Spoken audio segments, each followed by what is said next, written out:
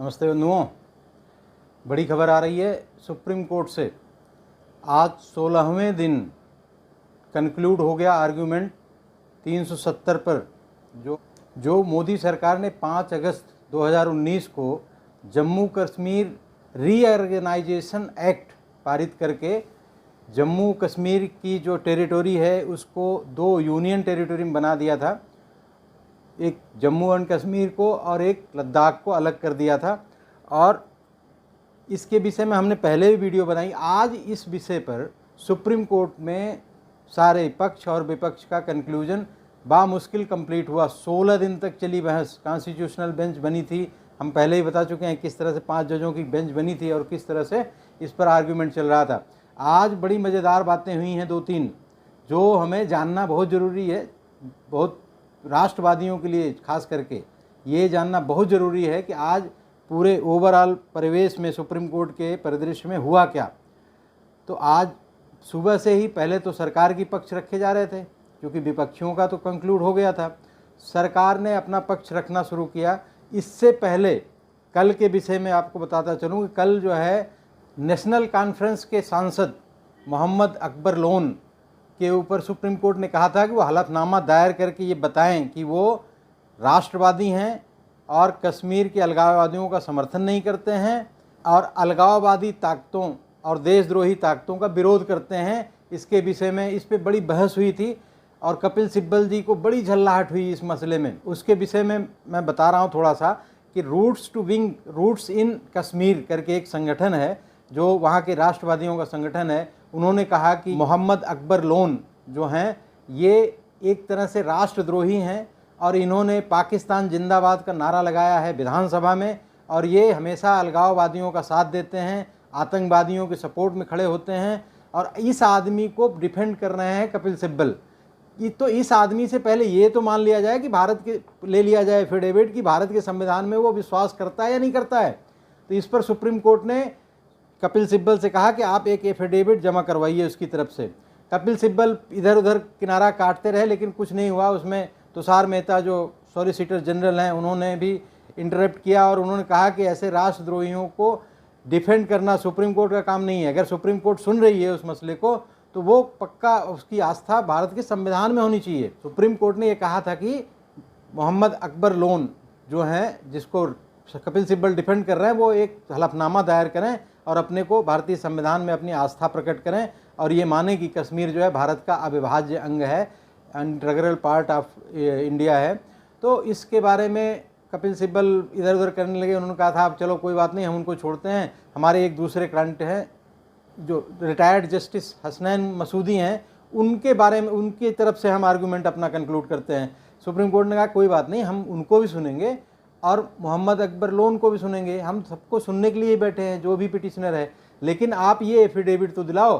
तो इस तरह से आज उनका एफिडेविट आया। ये एफिडेविट का देख रहे हैं आप, ये है एफिडेविट जिसको आप देख के समझ सकते हैं कि किस तरह से षड्यंत्र करके इसमें भी शब्दों का हेर फेर और खेल आप देख सकते हो आराम से। लेकिन आज सबसे बड़ी बात जो हुई वो पहले इस वीडियो के माध्यम से आप सुन लीजिए, फिर मैं बताऊंगा कि इसमें क्या कहा जा रहा है। The lips are pursed and we don't want to speak about the truth. Who was the Supreme Commander, Mulot, of the Armed Forces? Auchinleck. All the 3 generals of India were British. All the 3 generals of Pakistan were British. What was this war, Mulot? Churchill had, Mulot, designed there itself that India has to be partitioned. Geopolitics. This war was a British war. They created it on both sides. The raiders came from where? Northwest Frontier Province. After 2 terms, Mr. Cunningham, who had been governor in Northwest Frontier Province, he was brought back in July, just before the elections, referendum. The raiders were trained, sent on trucks with weapons of army. Pakistan army had just been split from India. And the biggest, starkest example is, Lord, who was fighting Lord. What is this POK today? 2/3 of POK is Gilgit-Baltistan. And who fought the war there, my lords? Not the raiders. It was Major Brown, who was the regent there. He was posted again in July, just before that, by Cunningham. And this is a book, Mutiny.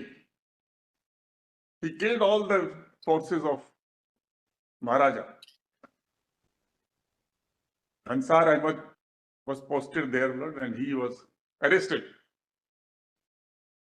And in 4 days, he hung the flag of Pakistan and he had handed over to Cunningham.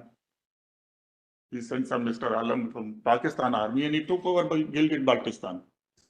Where is the war with Pakistan? It is British. But if we close our eyes to all these, then it is the raiders fighting across floods. Raiders could not by themselves come up to Srinagar.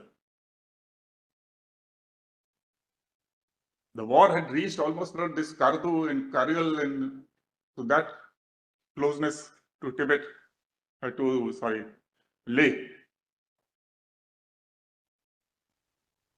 So it was a war of a different kind, but nobody could say it because Mountbatten was there, Lord, as the Governor General.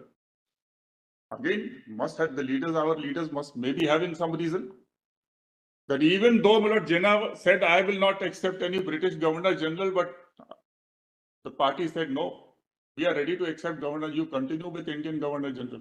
So what is this war? Governor General, and not only this, when the war began, Lord, they constituted a defense committee of the cabinet. And Mountbatten was made the chairman of that. So it's an excellent situation. Lord Mountbatten is the chairman of defense committee. Auchinleck is the supreme commander of forces. All generals are British, and one Britisher is mutinying, and when he returns to England, he is given the medal of the British Empire. So that's not the position of the war. ये था राजीव द्विवेदी जी का, senior advocate जो हैं, जो सरकार का पक्ष रख रहे हैं, उनका आर्गुमेंट कि किस तरह से षड्यंत्र करके कश्मीर के मसले में, उसको अगर समझना है कश्मीर के मसले को, तो उसका ऐतिहासिक परिप्रेक्ष्य भी समझना पड़ेगा। बता रहे हैं कि किस तरह से तीनों जनरल, भारत के भी और पाकिस्तान के भी, ब्रिटिशर्स थे, और ये ब्रिटिश द्वारा थोपा गया युद्ध था। जो भारत पाकिस्तान का प्रथम जो युद्ध माना जाता है 1948-49 वाला, वो बेसिकली थोपा गया युद्ध था, जो ब्रिटिशर्स ने थोपा था। दोनों तरफ से ब्रिटिशर्स थे। और ये भी बता रहे हैं किस तरह से जिन्ना ने तो मना कर दिया कि हम किसी वायसराय ब्रिटिशर्स को अपना गवर्नर जनरल नहीं बनाएंगे, लेकिन हमारे विजनरी प्रधानमंत्री लोग ये करते रहे कि उन्होंने लॉर्ड माउंटबेटन को ही अपना प्रथम गवर्नर जनरल बना लिया। और ये सारी स्ट्रेटजी जो है इंग्लैंड और यूएस की वजह से इन्होंने बनाया था, कि सारी स्ट्रेटजी, भारत विभाजन की स्ट्रेटजी वहाँ से बनी हुई थी। ये जियो पॉलिटिकल ज़रूरत थी उस समय की। बहुत डिटेल में तो नहीं गए वो, लेकिन ये हकीकत यही रही है कि उस समय ब्रिटेन चाहता था कि भारत का विभाजन हो। लॉर्ड माउंटबेटन,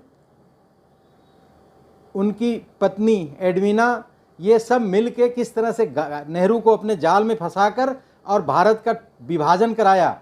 और जम्मू एंड कश्मीर को इंस्ट्रूमेंट ऑफ एक्सेशन जो 26 अक्टूबर 1949 को हुआ है, वो बिल्कुल वही है जैसे और 665 प्रिंसली स्टेट का रहा है। ये भी आज हमारे सीनियर एडवोकेट राकेश द्विवेदी जी ने बहुत डिटेल में बताया कि किस तरह से इन्होंने षड्यंत्र करके कश्मीर पर अटैक किया। और वो जो अटैकर्स थे, वो जो कहे जाते हैं कि वहाँ के अफगान आ गए थे, पठान आ गए थे अटैक करने, ये वेल ट्रेंड लोग थे। इनको बकायदे ट्रेनिंग की गई थी, ट्रकों में भर भर के पहुंचाया गया था। ये मैं नहीं कह रहा हूँ, ये हमारे राकेश द्विवेदी जी जो सुप्रीम कोर्ट में मेंशनिंग में से सारी बातें ये कह रहे हैं, आप लोगों ने वीडियो में सुन लिया।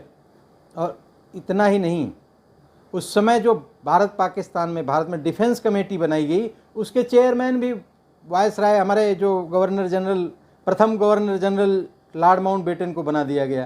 तो ऐसे सिचुएशन में आप उम्मीद क्या कर सकते हो? So when you read the Constitution and 370, please bear in mind these things, Lord, in what circumstances our leaders were moving through.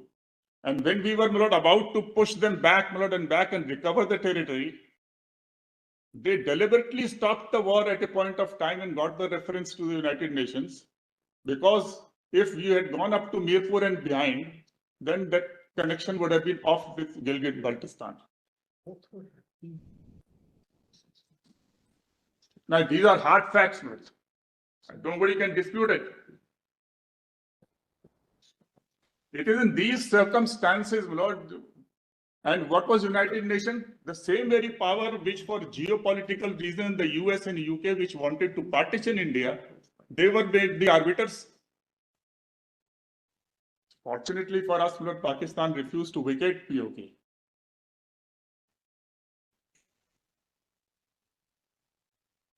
So that resolution is dead.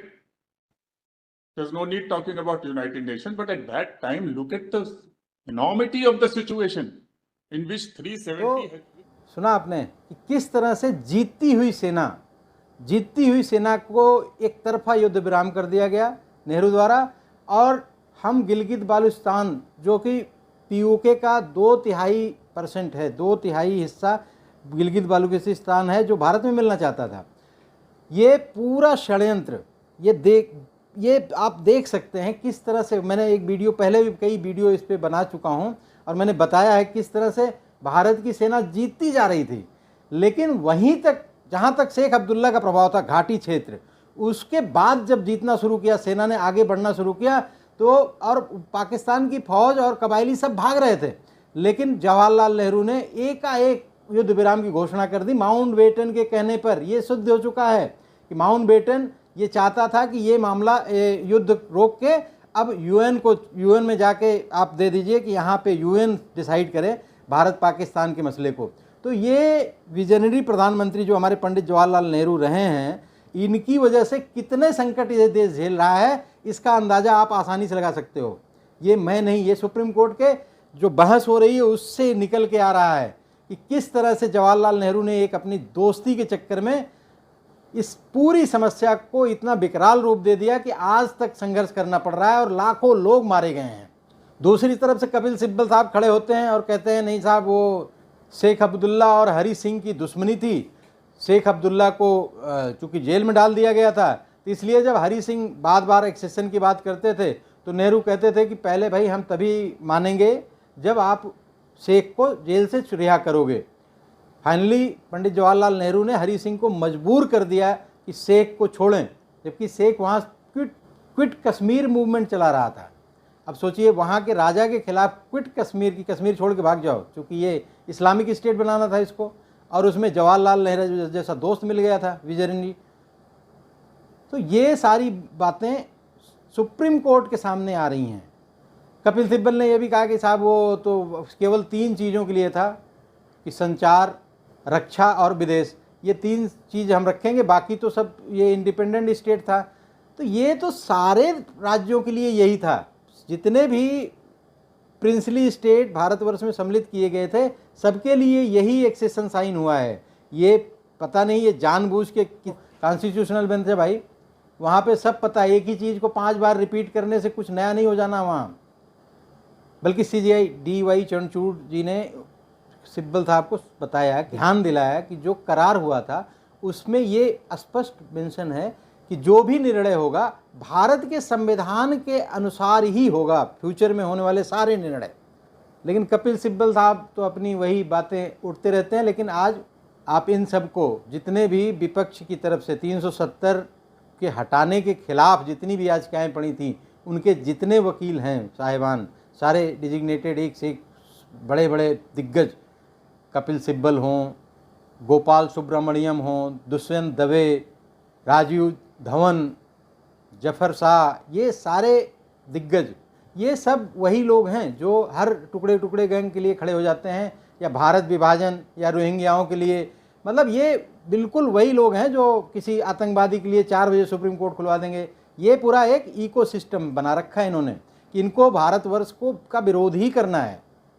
लेकिन दूसरी तरफ जो सरकार की तरफ से पैरोकार थे, चाहे सॉलिसिटर जनरल हों तुषार मेहता, चाहे अटॉर्नी जनरल हों are Venkat Ramani, Harish Salve, BB गिरी, राकेश द्विवेदी, इन लोगों ने भी बहुत अच्छे तरीके से 370 एब्रोगेशन 370 को जस्टिफाई किया और कोर्ट को, बेंच को ये सेटिस्फाई करने का पूरा प्रयास कर लिया और सेटिस्फाई लग भी रही थी बेंच, क्योंकि उनकी ऊल जलूल बातों को कोई मानने के लिए तैयार नहीं है। भारत को एक राष्ट्र, एक देश बनाना है।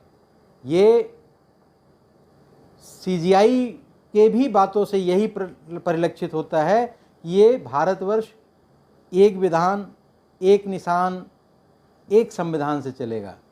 ये टुकड़े टुकड़े गैंग जो प्रयास कर रही है उसमें कुछ होने वाला नहीं है।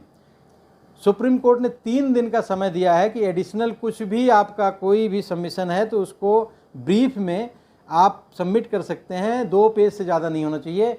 इस तरह से 4:15 बजे तक की बहस के बाद आज 370 पर कॉन्स्टिट्यूशनल बेंच ने अपना निर्णय सुरक्षित रख दिया है। 3 दिन का इनको टाइम दिया गया है कि आप अपनी सबमिशन दें और इस पे निर्णय आने वाला है। बहस कंप्लीट हो गई। आप सबको बहुत बहुत शुभकामनाएं। आने वाले समय में हम सब राष्ट्रवादियों की तरफ से यही इच्छा है कि जम्मू कश्मीर रीऑर्गेनाइजेशन एक्ट 2019 ये जो किया था मोदी सरकार ने वो मान्य हो। धन्यवाद। वंदे मातरम। जय हिंद।